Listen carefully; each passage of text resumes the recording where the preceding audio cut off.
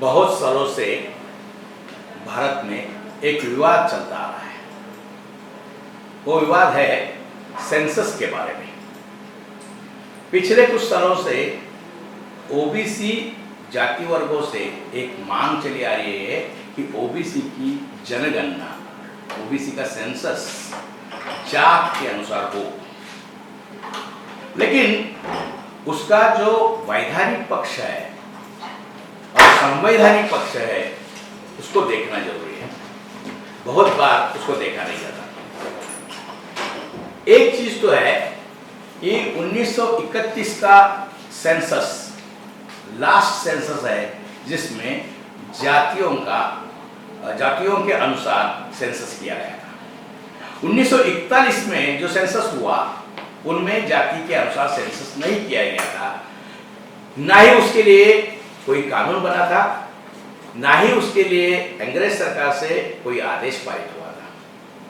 तो इसका मतलब है कि 1925 में आरएसएस की स्थापना होती है और उसके बाद हायर ब्यूरोक्रेट्स मिलकर तय करते हैं कि अगर लोगों को अपना ग्रुप मालूम हो जाए, पिछड़े लोग कौन है, कितने पिछड़े हैं, तो डेमोक्रेसी में वो लोग अपना हक मांगेंगे। अगर उनको उनका हक मांगने से रोकना है तो उनकी आइडेंटिटी खत्म करनी चाहिए। उसके बाद कभी सेंसस जात के आधार पर नहीं हुआ। पहले यह देखना जरूरी है कि सेंसस क्या है।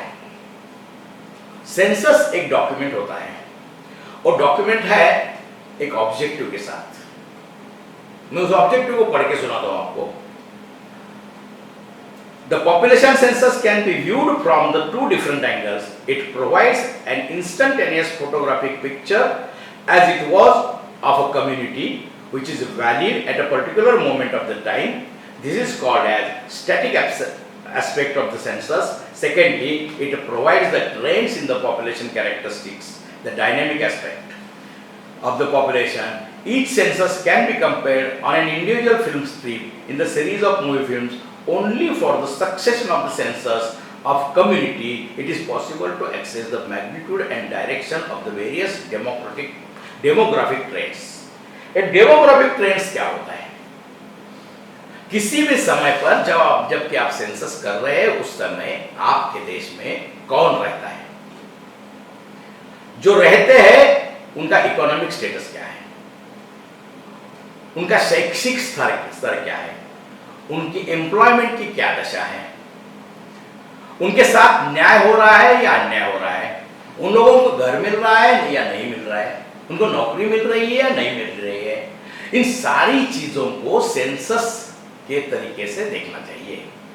तो हमारे संविधान के प्रीएम्बल में हमने लोगों को आश्वासित किया है कि हर एक आदमी के साथ सामाजिक, आर्थिक और राजनैतिक न्याय होगा। और इस प्रीएम्बल में जो कहा है वही संविधान में बहुत सारे जगह पे लिखा गया है। उसमें से सबसे ज्यादा अहम जो है तो आर्टिकल 14 है, state can not deny the equal protection of the law. शासन भेदभाव नहीं कर सकता किसी नागरिक के साथ। तो कानून के सामने सब लोग समान हैं। सब लोग तभी समान होते हैं कि सब लोगों के अगर अपॉर्चुनिटी समान है। तो सेंसस का ये निहित कर्तव्य बनता है कि असमानता कहां है उसको खोजना और उस समानता के लिए प्रयत्न करने के लिए मददगार साबित होना। बाबा साहब ने कहा था कि कास्ट क्या है, जाति क्या है। जाति एक क्लोज्ड क्लास है, एक बंदिस्त वर्ग है। जिस देश में क्लास सोसाइटी नहीं है और कास्ट सोसाइटी है, वहां कास्ट ही क्लास है।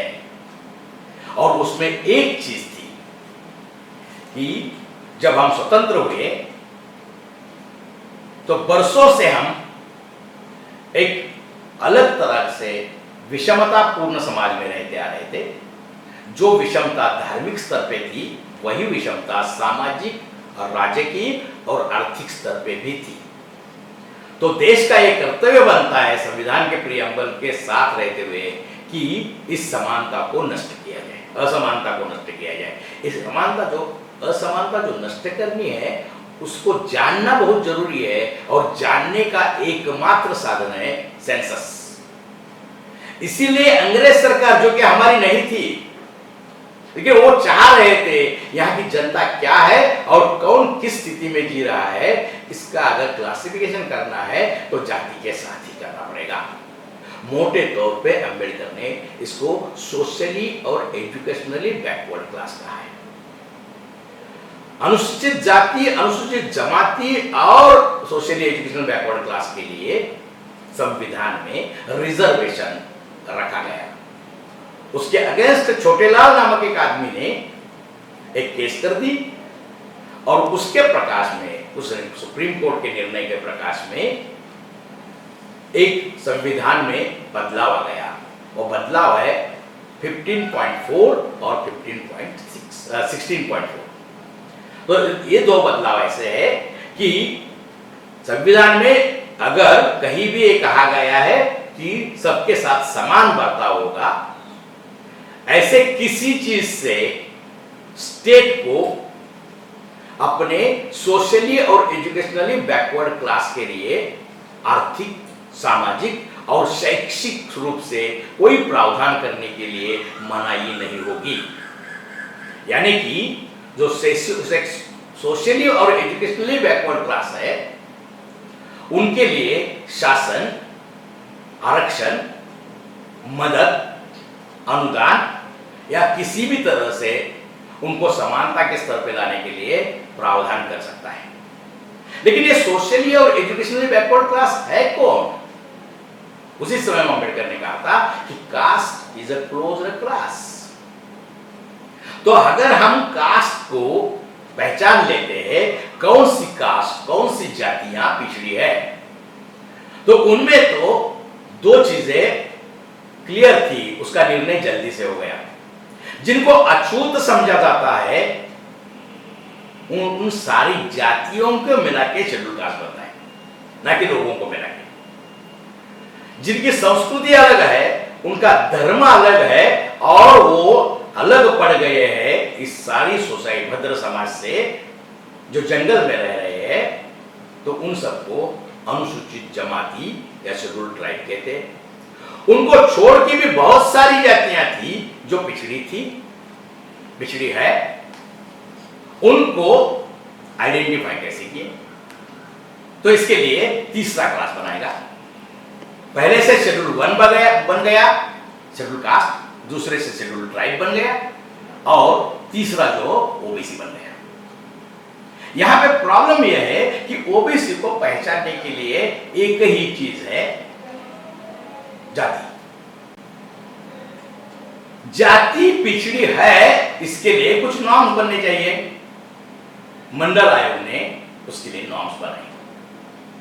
वो नॉर्म्स ऐसे है, जिस जाति या वर्ग में जो बच्चे मैट्रिक पास कर रहे हैं, उनका औसतन बाकी लोगों के से 25% कम है। जिन जाति और वर्गों के महिलाओं को शारीरिक श्रम करना पड़ता है और उनकी संख्या औसतन लोगों से ज्यादा है, दूर से पानी जिनको लाना पड़ता है, ऐसे लोग जिनको कम आंका जा सकता है, जैसे कि भद्र जातियां, इलाइट क्लास, जिन्हें पिछड़ा समझता है, ऐसी जातियां, जिन जातियों में शिक्षितता कम है, शिक्षा का प्रमाण कम है, ऐसी जातियां, जिनमें बाल विवाह हो जाता है, ऐसी जातियां, इन सारों चीजों से खोजने का प्रयास हुआ। लेकिन जब यह आयोग का अहवाल आ गया तो वो कहा गया कि ये है कितने? ये तो गढ़ा हुआ सवाल है। इलाइट क्लास ने इसको बनाया है। आप कहो कि इनको आइडेंटिफाई कैसे किया जाए? इनको आइडेंटिफाई किया जा सकता सिर्फ एक ही चीज से, और वो है सेंसस, वो है जनगणना। और जनगणना जाति निर्मूलन का साधन नहीं है। जनगणना एक ऐसी चीज है जिससे कि वास्तविकता का पता चलता है। वास्तविकता को ढक देने से, वास्तविकता को गाड़ देने से हम तथ्यों की ओर नहीं जा सकते। अगर इस देश में जाति वास्तविकता है तो उसको समझना चाहिए कौन सी जातियां पावर में है, कौन सी जातियां उच्च शिक्षा ले रही है, कौन सी जातियों में नौकरियां ज्यादा मिलती है, कौन सी जातियों के साथ नेचुरल रिसोर्सेज जैसे कि खेत है, बाड़ी है, पानी है ज्यादा मिलता है उनको। इनको समझना पड़ेगा, इनको आइडेंटिफाई करना पड़ेगा। और इस आइडेंटिफिकेशन के लिए एक ही साधन होता है, वो सेंसस होता है। और सेंसस कमीशन ने अपने डॉक्यूमेंट्स में बहुत सारी जगह इसका जिक्र किया है। उन्होंने किया है, as a part of integrated programme of data collection the population census is a primary source of basic national population data required for administrative purposes for many aspect of economic and social research and planning. The usefulness of the census is also enhanced if it can furnish the information needed for conducting other statistical investigations. The purpose of the continuing program in the data collection can be best served, therefore, relationship between population census and other investigations is considered. In fact, in these days, you cannot take up any serious administrative or economic or social work without referring to the census report, which is essential part of the every inquiry of every study. Even for the solution of minor problems, you can often consult the census report. यानी कि देश में कोई भी planning करना है, देश में कुछ भी तय करना है, किसी के हिस्से में कुछ देना है, तो सेंसस के सिवाय दूसरा कोई ही एविडेंस नहीं है। अगर प्लानिंग के लिए वास्तविकता की जरूरत है, वास्तविकता जातियों के गणना के बिना पूरी नहीं हो सकती, तो सेंसस को जातियों के आधार पर सेंसस करना चाहिए।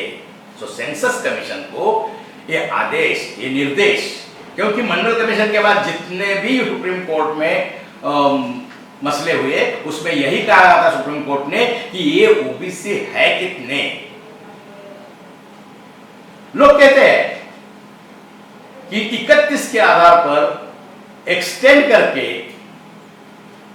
एक्स्ट्रापोलेट करके हम कह सकते हैं कि वो 52% है, लेकिन कोर्ट इसको मानने के लिए तैयार नहीं है। अगर कोर्ट इसको मानने के लिए तैयार नहीं है तो कोर्ट को करना चाहिए कि सेंसस जातियों के आधार पर हो। पिछली बार सेंसस के बाद का एक सेंसस हो भी गया जातियों के आधार पर, लेकिन उसके नतीजे धर्म के आधार पर पब्लिश किए गए, न कि जाति के आधार पर पब्लिश किए। और सुप्रीम कोर्ट ने कुछ नहीं कहा, क्योंकि पूरी रचना जो है, ब्यूरोक्रेसी है, जिन लोगों ने पार्लियामेंट में संविधान के साथ गद्दारी की है, जिसके कारण जो चीजें मूलभूत हकों में आना चाहिए थी वो शेड्यूल 4 में चली गई। और अंबेडकर के और नेहरू के कहने के बावजूद शेड्यूल 4 को लागू करना कभी पार्लियामेंट में अपना कर्तव्य नहीं समझा है।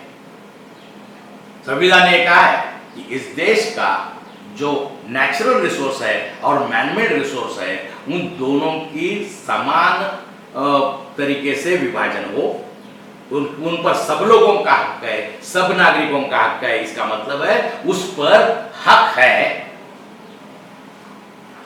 ओपन लोगों का, अनुसूचित जातियों का, अनुसूचित जमातियों का, ट्राइबल्स का और अदर बैकवर्ड क्लासेस का भी। लेकिन वो कौन है, अगर इसको हम गिन नहीं रहे और गिनने के बिना हम कह रहे हैं कि आपको गिना नहीं गया है इसलिए आपको हक नहीं दे सकते और हम नहीं गिनेंगे, तो राष्ट्रपति उसको लेकर अध्यादेश पारित कर सकते हैं, पंतप्रधान इसको लेकर अध्यादेश पारित कर सकते हैं, सुप्रीम कोर्ट इसको सुमोटो देख के अध्यादेश पारित कर सकती है। क्योंकि कौन अगड़ा है और कौन पिछड़ा है कौन बताएगा। पिछले 70 सालों में बहुत सारी चीजें हो गई है। जो सारे लोग सिंध से आ गए थे, शरणार्थी थे, उसमें अडानी भी है, उसमें अंबानी भी है, उसमें अडवाणी भी है, उसमें गिडवाणी भी है। ये सारे लोग 50 में किस इकोनॉमिक स्तर पे थे और अब किस इकोनॉमिक स्तर पे है? क्योंकि अडानी, अंबानी, गिरवानी तो गिने नहीं जाते। इससे यह हो गया कि संविधान का भंग हो गया। The equal distribution of the natural and man-made resources हो नहीं सकता जब तक किसको ज्यादा मिल रहा है और किसको कम मिल रहा है इसको हम नहीं गिनते। तो कौन आगे उसको भी गिनना पड़ेगा। जैसे कि हम कहते हैं कि गुजरातियों में व्यापारियों की भरमार है, तो व्यापारियों का कोई भी सेंसस निकालना चाहिए, उसका एनालिसिस करके प्लानिंग करना चाहिए, तो गुजराती व्यापारियों को गिनना पड़ेगा, मारवाड़ियों को गिनना पड़ेगा, कौन इंडस्ट्रीज बना रहा है इसको देखना पड़ेगा। इसमें जातिवाद नहीं है। जातियों का आकलन करना जातिवाद नहीं होता। इसके रहते 31 से सेंसस नहीं हुआ जातवाद, इसका परिणाम सामने है। यहां इस देश के 1% लोगों के पास 70% संपत्ति है। ऐसी चीज तो नहीं थी 50 में। 50 में जो जाति वर्ग पिछड़े थे, क्या अभी वो पिछड़े हैं? जो जाति वर्ग अगड़े थे, क्या वो अभी अगड़े हैं? नहीं है, क्योंकि खेती करने वाले जो जाति वर्ग है वो प्लानिंग के साथ पिछड़ते गए हैं। इसलिए हर साल लाखों किसानों की आत्महत्याएं होती है, लेकिन उनको भी सेंसस में नहीं गिनाया जाता। इसलिए एक संवैधानिक कर्तव्य है कि सेंसस को सारे जातियों को गिनने के लिए अध्यादेश पारित किया जाए। धन्यवाद।